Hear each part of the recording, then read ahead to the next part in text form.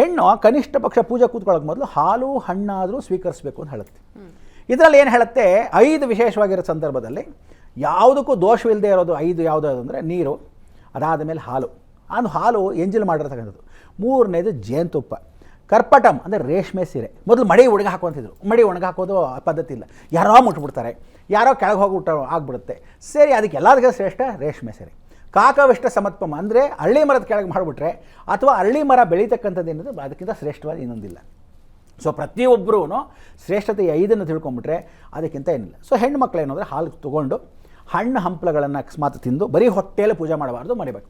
ಆಮೇಲೆ ಬೆಳಗಿನ ಜಾವನೇ ಮಾಡಬೇಕು. ಬಹಳ ಜನ ಏನು ಅಂದರೆ ಗೊಂದಲ, ಸಾಯಂಕಾಲ ಮಾಡೋಣ ಅಂತ. ಮುಹೂರ್ತ ಯಾವುದು ಅನ್ನೋ ಏನು ಅಂದರೆ ಸೂರ್ಯ ಬೆಳಗಿನ ಜಾವದಲ್ಲಿ, ಆಮೇಲೆ ಸೂರ್ಯ ಹುಟ್ಟವಾಗಲೇ ಮಾಡಬೇಕು. ದಯವಿಟ್ಟು ಹೇಳಿದ್ದೀನಿ, ನೀವೆಲ್ಲ ನಾನು ಕೆಲ್ಸಕ್ಕೆ ಹೋಗಬೇಕು ಅಥವಾ ಇನ್ನೊಂದು ಅರ್ಜೆಂಟ್ ಕೆಲಸ ಮಾಡಬೇಕು ಎಲ್ಲದಕ್ಕೂ ಬಿಟ್ಬಿಟ್ರೆ 4 ಗಂಟೆಗೆ ಎದ್ದು ಮಾಡಿಬಿಟ್ಟಿದ್ದೀರಿ ನಾನು ಪೂಜೆ ಅನ್ಬೇಡಿ. ದಯವಿಟ್ಟು 4 ಗಂಟೆಗೆ ಎದ್ದು ಅರೇಂಜ್ಮೆಂಟ್ ಮಾಡ್ಕೋಬೋದು. ಇವತ್ತು ಸೂರ್ಯೋದಯದ ಸಮಯ, ಸೂರ್ಯ ಅಸ್ತವಾದ ಮೇಲೆ ಅಂತಲ್ಲ, ಸೂರ್ಯ ಉದಯ ಆಗಿರಬೇಕು.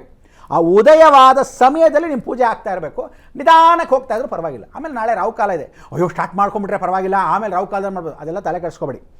ಮಹಾಲಕ್ಷ್ಮಿಗೆ ರಾಹುಕಾಲ ಆಗಲಿ, ದುರ್ಗಾಗೆ ರಾಹುಕಾಲ ಆಗಲಿ, ಸರಸ್ವತಿಗೆ ರಾಹುಕಾಲ ಆಗಿ ತುಂಬ ಪ್ರಿಯ. ಅಮ್ಮನವ್ರಿಗಂತೂ ರಾಹುಕಾಲದಲ್ಲಿ ಇಷ್ಟಾರ್ಥ ಸಿದ್ಧಿ. ಅದಕ್ಕೆ ಪ್ರತಿಯೊಬ್ಬರು ಲಕ್ಷ್ಮೀ ಪೂಜೆ ಮಾಡ್ಬೇಕಾದ್ರೆ ಈ ವರ್ಷ ತುಂಬ ವೀಣಾ ಎಲ್ಲರೂ ಆಚರಿಸ್ಕೊಳ್ಳೋಕೆ ಶುರು ಮಾಡಿಬಿಟ್ಟಿದ್ದಾರೆ. ಅದು ಏನು ಅಂದ್ಕೊಂಡ್ಬಿಟ್ಟಿದ್ದಾರೆ, ಅವ್ರು ಮಾಡ್ತಾಯಿದ್ದಾರೆ ನಾವು ಮಾಡೋಣ ಅಂತ ಯೋಚನೆ. ಸದ್ಯ ಪುಣ್ಯಕ್ಕೆ ಹಿಂಗೆ ಮಳೆ ಕಮ್ಮಿ ಆಗಿದೆ, ಇಲ್ಲದೇ ಪಾಪ ಹೂಗೆಲ್ಲ ಕಷ್ಟ ಏನು ಓಡಾಟ. ಆದರೂ ಮಳೆ ಒಂದು ಬಂದೇ ಬರುತ್ತೆ ಅಂತ ಇಟ್ಕೋ, ಅದು ಬೇರೆ. ಅವಳಿಗೋಸ್ಕರ ಮಳೆ ಬರುತ್ತೆ, ನಾಗ ಪಂಚಮಿಗೆ ಮಳೆ ಬರುತ್ತೆ, ಅಮಾವಾಸ್ಯೆಗೆ ಬರುತ್ತೆ, ಹಬ್ಬಕ್ಕಂತೂ ಸಂತೃಪ್ತಿಯಾಗಿ ಬರತಕ್ಕಂಥ ಕಲ್ಪವೃಕ್ಷ ಅನುಗ್ರಹದಲ್ಲಿ ಸಿಗುತ್ತೆ. ನೀವೇನು ಅಂದರೆ ಮಹಾಲಕ್ಷ್ಮಿಗೆ ಇಷ್ಟವಾದನ್ನು ಪೂಜೆ ಪುನಸ್ಕಾರವನ್ನು ಮಾಡಬೇಕಾದ್ರೆ ಈ ವ್ರತಕಲ್ಪ ಮಾಲೆಯಲ್ಲಿ ವ್ರತ ಇದ್ದವರು ದಯವಿಟ್ಟು ತೆಂಗಿನಕಾಯಿ ಇಡೋವಂಥವ್ರು ವ್ರತ ಇದ್ದರೆ ಮಾತ್ರ ಇಡಿ, ಇಲ್ಲದಿದ್ದರೆ ತಂಬಿಗೆಯನ್ನು ಮಾತ್ರ ಇಡಬೇಕು. ನೀವು ಅಲಂಕಾರವಾಗಿ ತೊಗೊಂಬಂದಿರೋದು ಇತ್ತೀಚೆಗೆ ಎಲ್ಲರೂ ಹುಚ್ಚುಚ್ಚು ಕಲ್ಪನೆ ಮಾಡ್ಕೊಂಬಿಟ್ಟು ಎಲ್ಲರೂ ಪ್ಲಾಸ್ಟಿಕ್ಕನ್ನು ತೊಗೊಂಬಂದು ಆ ಸ್ಟೂಲ್ ಸಮೇತ ಅಮ್ಮನವ್ರ ಕಾಲ ಮೇಲೆ ಕಾಲು ಹಾಕ್ಕೊಂಡು ಮುಖವಾಡ ಇಟ್ಕೊಂಡಿರು. ಫಸ್ಟ್ ಆಫ್ ಆಲ್ ಮುಖವಾಡ ಇರೋವಂಥ ಶಾಸ್ತ್ರವೇ ಇಲ್ಲ. ಮಹಾಗಣಪತಿ ಅವಾಹ್ಯಂ ಅಂದರೆ ಗಣಪತಿನೇ ಕೂತ್ಕೊಳ್ಳೋದು, ಪಕ್ಕದ ಮನೆ ಬಂದು ಕೂತ್ಕೊಳ್ಳಲ್ಲ. ಈಶ್ವರಂ ಅವಾಹ್ಯಂ ಅಂದರೆ ಅವನೇ ಬಂದು ಕೂತ್ಕೊಳ್ಳೋದು. ನಿಮಗೇನಾಗಿದೆ, ಕಾನ್ಫಿಡೆನ್ಸ್ ಹೊಟ್ಟೋದಾಗ ವೀಣಾ, ಮುಖವಾಡ ಇಟ್ಟರೆ ಅವಳು ಲಕ್ಷ್ಮಿ, ಇವನು ವಿಷ್ಣು ಮುಖ ಇಟ್ಟರೆ ಅವನೇ ಈ ಗ್ಯಾರಂಟಿಗೋಸ್ಕರ ಮುಖಗಳು ಬಂತೆ ಹೊರತು ಅದೊಂದು ರೀತಿಯಾಗಿ ಉತ್ಕಲ್ಪನೆ. ಅಂದರೆ ಗುರುಜಿ ಎಲ್ಲರೂ ಕೂಡ ಮಾಡ್ತಿದ್ದಾರೆ ಅಂತ ಏನು ಹೇಳಿದ್ರೆ ಎಲ್ಲರೂ ಮಾಡಬಾರ್ದಾ ಅಂತ? ಯಾಕಂದ್ರೆ ಹಿಂದೆಯಿಂದಲೂ ಕೂಡ ಹಬ್ಬವನ್ನು ಆಚರಣೆ ಮಾಡ್ತಾ ಇರೋರು ಮಾತ್ರ ಮಾಡಬೇಕು. ವ್ರತ ಇದ್ರೆ ಈ ಪೂಜೆ ಮಾಡೋ ವ್ರತ ಬೇರೆ, ವರಮಹಾಲಕ್ಷ್ಮಿ ವ್ರತ ಇದು, ಪೂಜೆ ಅಲ್ಲ. ವ್ರತ ಆದ್ರೆ ನೀವು ಪೂಜೆ ಮಾಡು ಅಂದ್ರೆ ಯಾವಾಗ ಹೇಳ್ತೀನಿ ಗೊತ್ತಾ, ಬಲ್ಪಾಡ್ಯಮಿ ದಿವಸ ಮಾಡ್ಕೋ, ಅಮಾವಾಸ್ಯೆ ಬರುತ್ತೆ ಮಾಡ್ಕೋ, ಅದೆಲ್ಲ ಪೂಜೆ, ಲಕ್ಷ್ಮೀ ಪೂಜೆ, ಧಾರಾಳ ಲಕ್ಷ್ಮೀ ಪೂಜೆ, ಧಾರಾಳ ಎಷ್ಟು ಬೇಕಾದ್ರೂ ಮಾಡ್ಕೊಳ್ಳಿ, ಯಾರು ಬೇಕಾದ್ರೂ ಮಾಡ್ಕೊಳ್ಳಿ. ಆದ್ರೆ ವ್ರತ ಇರೋದ್ರಿಂದ ನಿಮ್ಮ ಮನೇಲಿ ಆಚರಣೆ ಇದ್ರೆ, ನಿಮ್ಮ ತಾಯಿ ತಂದೆ ಮಾಡ್ಕೊಂಬಂದ್ರೆ, ನಾವು ಪಕ್ಕದ ಮನೆಗೋಸ್ಕರ ಮಾಡ್ತಿರೋದಲ್ಲ, ಅದು ನಾವು ಸ್ಟಾರ್ಟ್ ಮಾಡ್ಕೊಂಡ್ಬಿಡ್ತೀವಿ, ನಾವು ಮಾಡ್ಕೋಬಾರ್ದು. ಯಾಕಾಗತ್ತೆ, ವೈಭವ ಲಕ್ಷ್ಮೀ ಪೂಜೆ ಅಂತಿದೆ, ಕೆಲವು ಸ್ಟಾರ್ಟ್ ಮಾಡ್ಬಿಟ್ರೆ ಅದು ಕರೆಕ್ಟಾಗಿ ಮುಗಿಯೋಷ್ಟರಲ್ಲಿ 8ರ ಒಳಗೆ ಅಷ್ಟಲಕ್ಷ್ಮಿಗಳು ಬರೋಷ್ಟರಲ್ಲಿ ಮಧ್ಯದಲ್ಲಿ ಕಷ್ಟಗಳು ಕೊಡ್ತಾಳೆ ಅವಳು, ಬೇಕು ಒಂದು ಪರೀಕ್ಷೆಗೆ ಇವರೇ ಮಾಡ್ತಾರೆ, ಕಷ್ಟ ಬಂದ್ಬಿಡ್ತು ಬಿಟ್ಬಿಡ್ತಾರೆ. ಸೊ ಕೆಲವ್ರಿಗೆ ಆ ತೊಂದರೆಗಳು ಬಂದಾಗ ಏನು ಮಾಡ್ತಾರೆ, ನಾವು ತಲೆ ಮೇಲೆ ಚಪ್ಪಡಿ ಹಾಕೊಂಡಾಗತ್ತೆ. ಸೊ ವ್ರತ ಇದ್ದವರು ಅಕಸ್ಮಾತ್ ನಾಳೆ ಮಾಡ್ತಾ ಇದ್ರೆ ಒಂದು ಕೆಲಸ ಮಾಡಿ, ಎಲ್ಲರೂ ತೆಂಗಿನಕಾಯಿ ಇಟ್ಕೊಳ್ಳಿ ಕಲಶದ ಮೇಲೆ.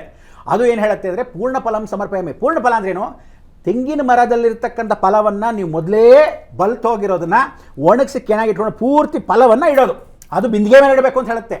ಬಿಂದಿಗೆಗಳು ನಮ್ಮಲ್ಲಿ ಹಿತ್ತಾಳೆ ಬಿಂದಿಗೆಗಳು ಇಲ್ಲ. ಸೊ ಇಲ್ಲದೆ ಅವ್ರು ಏನು ಮಾಡ್ತಾರೆ, ಬೆಳ್ಳಿ ಬಿಂದಿಗೆ ಇಟ್ಕೊಳಕ್ಕಾಗಲ್ಲ, ತಂಬಿಗೆ ಇಟ್ಕೊತಾರೆ, ತೆಂಗಿನಕಾಯಿ ಇಟ್ಕೊಂಡ್ಬಿಡ್ತಾರೆ. ತೆಂಗಿನಕಾಯಿ ಇಟ್ಟರು ಈಗಲೇ ಹೇಳ್ತಾ ಇದ್ದೀನಿ, ಚೆನ್ನಾಗಿ ಬಲ್ತಿರೋದು ಇಟ್ಕೋಬೇಕು, ಚೆನ್ನಾಗಿ ನೋಡಿ ಇಟ್ಕೊಳ್ಳಿ. ಕೆಲವೆಲ್ಲ ಎಳೆಯೋದು ಇಟ್ಕೊಂಡ್ಬಿಡ್ತಾರೆ. ನಾಳೆ ಏನಾಗೋದು ಗೊತ್ತಾ, ನಿಮಗೆ ಗೊತ್ತಿಲ್ಲದೆ ಬಹಳ ಜನ ಕಲ್ಲಡಿ ಪಟ್ಟಾಲಂ ಕಣ್ಣು ಕಲ್ಲು ಏಟು ತಡಿಬೋದಂತೆ, ಕಣ್ಣು ದೃಷ್ಟಿ ದರಿದ್ರ. ಪಕ್ಕದ ಮನೆಯವ್ರು ಏನು ಮಾಡ್ತಾರೆ, ಈಚೆ ಆಗಿ ಬಂದಿರ್ತಾರೆ, ಮೇಲ್ಗೆ ಹಾಕಿ ಬೇಕು ಅಂತ ಆ ಸಮಯಕ್ಕೆ ಬರ್ತಾರೆ ನೆಂಟರು. ನಿಮ್ಮ ಮನೆಗೆ ಬಂದು ಹೋದ ತಕ್ಷಣ ಏನಾಗುತ್ತೆ, ತೆಂಗಿನಕಾಯಿ ಕೆಟ್ಟೋಯ್ತು ಅಂತ ಇಟ್ಕೊಳ್ಳಿ, ನಾಳೆ ಅಳ್ಕೊಂಡು ಕೂತ್ಕೊಳ್ಳೋದು ನೀವೇನೆ. ಅಯ್ಯೋ ಯಾಕೋ ನೋಡಿ, ಆ ತೆಂಗಿನಕಾಯಿ ಪೂಜೆ ಮಾಡಿದ್ವಿ ಕಷ್ಟಪಟ್ಟು, ಲಕ್ಷ್ಮಿ ಹೀಗೆ ಒಣಗೋಗಿ ಆ ಒಳಗೆಲ್ಲ ಬೂಸ್ಟ್ ಬಂದ್ಬಿಟ್ಟು ಆಗೋಯ್ತು, ನೀವೇ ಅಳೋದು, ನಾಳೆ ಅಳ್ಳಲ್ಲ. ಅದಕ್ಕೆ ತೆಂಗಿನಕಾಯಿನ ಯಾರಿಗೂ ಅರ್ಶಿನ ಕುಂಕುಮಾನ, ದೇವರಿಗಿಡೋ ಕುಂಕುಮಾನ ಅರ್ಶಿನ ದೇವ್ರ ಹತ್ರ ಇಡಿ. ಬಂದವ್ರಿಗೆ ಅರ್ಶಿನ ಕುಂಕುಮ ಕೊಡಬೇಕಾ, ಬೇರೆ ಇಡಿ, ಮುಟ್ಟಿಸ್ಬೇಡಿ ಅವ್ರ ಕೈಯಲ್ಲಿ ತಿರುಗಿ ದೇವರ ಹತ್ರ ಇಡಕ್ಕೆ. ನಂಬರ್ 1. ನಂಬರ್ 2 ವೀಣಾ, ನಾಳೆ ನೀವು ಹಾಲಲ್ಲಿಟ್ಟರೆ ದಯವಿಟ್ಟು ಪ್ರದಕ್ಷಿಣೆ ಮಾಡೋ ಅಷ್ಟು ಜಾಗ ಬಿಡಬೇಕು. ಇಲ್ಲ ಪ್ರದಕ್ಷಿಣೆ ಮಾಡೋಕ್ಕೆ ಜಾಗ ಇಲ್ಲ, ಪುಟ್ಟದಾಗಿದ್ದೆ ಅಂದರೆ ದೇವ್ರ ಮನೆ ಒಳಗಿಡಿ. ಯಾಕೆ ಅಂತ ಹೇಳಿದ್ರೆ ಲಕ್ಷ್ಮಿಯ ದೇವ್ರ ಮನೆ ಒಳಗೆ ಕಲಶ ಇಟ್ಬಿಟ್ರೆ ನೀವು ಪ್ರದಕ್ಷಿಣೆ ಮಾಡೋ ಅವಕಾಶ ಇಲ್ಲ.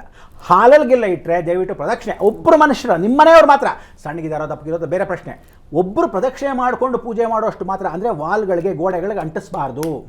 ಪೂಜೆ ಮಾಡೋ ಹಾಗಿದ್ರೆ ದಯವಿಟ್ಟು ಟೀಪಾಯಿಗಳ ಮೇಲೆ ಇಟ್ಟಿರತಕ್ಕಂಥದ್ದು ಯಾವುದು ಮೈಲಿಗೆ ಆಗಿರ್ಬೋದು. ನಿನ್ನೆ ರಾತ್ರಿ ಫಸ್ಟ್ ಕ್ಲಾಸಾಗಿ ಚಿಕನ್ 65 ತಿಂದುಬಿಟ್ಟು ಆ ಟೇಬಲ್ ಮೇಲೆ ದೇವ್ರನ್ನ ಕುಡಿಸೋದು ಎಂಜಲು ಇಡಬೇಡಿ. ನಾಳೆ ನಿಮಗೆ ದೋಷಗಳು, ಯಾಕೆ ತಪ್ಪು ಮಾಡಿದ್ರಿ, ಏನು ತಪ್ಪು ಮಾಡಿದ್ರಿ ಅಂತ.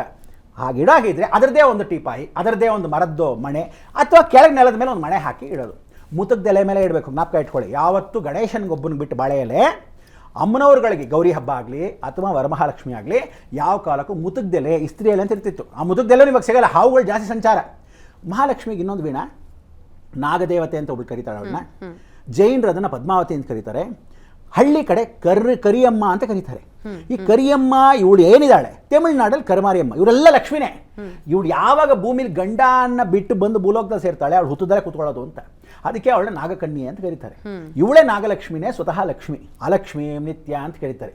ಇವಳು ನಿಧಿ ನಿಕ್ಷೇಪದಲ್ಲಿ ಕೂತ್ಕೊಂಡಾಗ ಸಾಯಂಕಾಲ ಪೂಜೆ ಮಾಡಬೇಕು. ಅಂದರೆ ನಿಧಿ ನಿಕ್ಷೇಪಕ್ಕೆ ಅದೇ ದೇವತೆ, ಅದಕ್ಕೆ ಹಾವುಗಳಿಗೆ ಪೂಜೆ ಮಾಡ್ತಕ್ಕಂಥ ಸಮಯ ಅಂತ. ಸೊ ಈಗ ನಾವು ಪೂಜೆ ಮಾಡ್ತಕ್ಕಂಥ ಸಮಯದ ಕರೆಕ್ಟಾಗಿ ಶ್ರಾವಣ ಮಾಸದ ಶುಕ್ರವಾರ ಬಂದಾಗ ಇವಳನ್ನ ಬೆಳಗ್ಗೆ ಪ್ರಾತಃ ಕಾಲದಲ್ಲೇ ಮಾಡಬೇಕು, ಸಾಯಂಕಾಲ ಮಾಡೋ ಹಾಗಿಲ್ಲ, ಮಠ ಮಧ್ಯಾಹ್ನ ಮಾಡೋಂಗಿಲ್ಲ. ನೀವೆಲ್ಲರೂ ನೆಮ್ಮದಿಯಾಗಿ ಪೂಜೆ ಮಾಡಿ, ಯಾವ ಕಾಲಕ್ಕೂ ಆತರಾಗಿ ಮಾಡಬೇಡಿ.